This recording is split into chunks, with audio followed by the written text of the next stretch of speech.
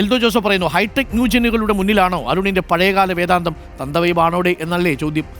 ഇതൊന്നും സുഖലോലുപരായ ജന്നിൻ്റെ മുന്നിൽ വിലപ്പോവില്ല സാർ എന്ന് പറയുന്നുണ്ട്. ശരിയാണ് എൽദോ.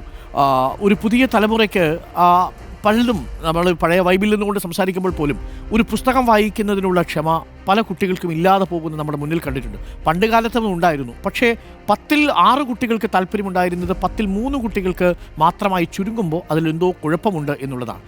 കുട്ടികളുമായിട്ട് കളിക്കാൻ പോകുമ്പോൾ പണ്ടൊക്കെ എന്തോരം കളികളും എന്തോരം അവസരങ്ങളും ഉണ്ടായിരുന്നു ഈ സോഷ്യലി കണക്ട് ചെയ്യാൻ. സോഷ്യൽ ഡിസ്കണക്ട് ഒരു പ്രധാനപ്പെട്ട കാര്യമാണ്. സാമൂഹിക വിച്ഛേദനം എന്ന് പറയും മനഃശാസ്ത്രത്തിൽ, അത് സാമൂഹ്യ ശാസ്ത്രത്തിൽ.